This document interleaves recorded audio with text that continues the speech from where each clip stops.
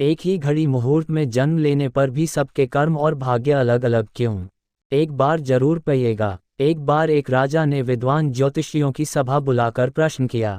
मेरी जन्म पत्रिका के अनुसार मेरा राजा बनने का योग था, मैं राजा बना, किंतु उसी घड़ी मुहूर्त में अनेक जातकों ने जन्म लिया होगा जो राजा नहीं बन सके, क्यों? इसका क्या कारण है? राजा के इस प्रश्न से सब निरुत्तर हो गए। अचानक एक वृद्ध खड़े हुए बोले, महाराज, आपको यहाँ से कुछ दूर घने जंगल में एक महात्मा मिलेंगे, उनसे आपको उत्तर मिल सकता है। राजा ने घोर जंगल में जाकर देखा कि एक महात्मा आग के ढेर के पास बैठकर अंगार गर्मा गर्म कोयला खाने में व्यस्त हैं। राजा ने महात्मा से जैसे ही प्रश्न पूछा, महात्मा ने क्रोधित होकर कहा, तेरे प्रश्न का उत्तर आगे पहाड़ियों के बीच एक और महात्मा हैं, वे दे सकते हैं। राजा की जिज्ञासा और बढ़ गई। पहाड़ी मार्ग पार कर बड़ी कठिनाइयों से राजा दूसरे महात्मा के पास पहुंचा। राजा हक्का बक्का रह गया। दृश्य ही कुछ ऐसा था, वे महात्मा अपना ही मांस चिमटे से नोच नोच कर खा रहे थे। राजा को महात्मा ने भी डांटते हुए कहा, मैं भूख से बेचैन हूँ, मेरे पास समय नहीं है। आगे आदिवासी गांव में एक बालक जन्म लेने वाला है जो कुछ ही देर तक जिंदा रहेगा। वह बालक तेरे प्रश्न का उत्तर दे सकता है। राजा बड़ा बेचैन हुआ। बड़ी अजब पहेली बन गया मेरा प्रश्न। उत्सुकता प्रबल थी। राजा पुनः कठिन मार्ग पार कर उस गांव में पहुंचा। गांव में उस दंपति के घर पहुंचकर सारी बात कही। जैसे ही बच्चा पैदा हुआ, दंपति ने नाल सहित बालक राजा के सम्मुख उपस्थित किया। राजा को देखते ही बालक हंसते हुए बोलने लगा, मेरे पास भी समय नहीं है, किंतु अपना उत्तर सुन लो। तुम, मैं और दोनों महात्मा 7 जन्म पहले चारों भाई राजकुमार थे। एक बार शिकार खेलते खेलते हम जंगल में 3 दिन तक भूखे प्यासे भटकते रहे। अचानक हम चारों भाइयों को आटे की एक पोटली मिली। हमने उसकी 4 रोटी सेंध की।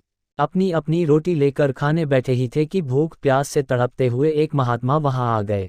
अंगार खाने वाले भैया से उन्होंने कहा, बेटा, मैं 10 दिन से भूखा हूँ, अपनी रोटी में से मुझे भी कुछ दे दो, मुझ पर दया करो, जिससे मेरा भी जीवन बच जाए। इतना सुनते ही भैया गुस्से से भड़क उठे और बोले, तुम्हें दे दूंगा तो मैं क्या खाऊंगा, आग, चलो भागो यहाँ से। वे महात्मा फिर मांस खाने वाले भैया के निकट आए, उनसे भी अपनी बात कही, किंतु उन भैया ने भी महात्मा से गुस्से में आकर कहा कि बड़ी मुश्किल से प्राप्त ये रोटी तुम्हें दे दूंगा तो क्या मैं अपना मांस नोचकर खाऊंगा। भूख से लाचार वे महात्मा मेरे पास भी आए, मुझसे भी रोटी मांगी, किंतु मैंने भी भूख में धैर्य खोकर कह दिया कि चलो आगे बढ़ो, मैं क्यों भूखा मरूं।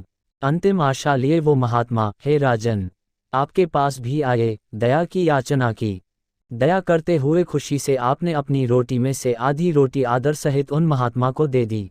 रोटी पाकर महात्मा बड़े खुश हुए और बोले, तुम्हारा भविष्य तुम्हारे कर्म और व्यवहार से फलेगा। बालक ने कहा, इस प्रकार उस घटना के आधार पर हम अपना अपना भोग भोग रहे हैं। और वो बालक मर गया।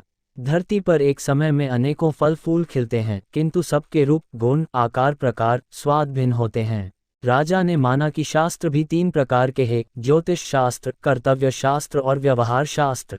जातक सब अपना किया, दिया, लिया ही पाते हैं। यही है जीवन। गलत पासवर्ड से एक छोटा सा मोबाइल नहीं खुलता, तो सोचिए गलत कर्मों से स्वर्ग के दरवाजे कैसे खुलेंगे। तो मित्रों, आपको यह कहानी कैसी लगी मुझे कमेंट के माध्यम से जरूर बताएं, और ऐसी और सत्संग की कहानी सुनने के लिए हमारे चैनल सत्संग की कहानी को लाइक, सब्सक्राइब और अपने मित्रों के साथ शेयर करें। धन्यवाद।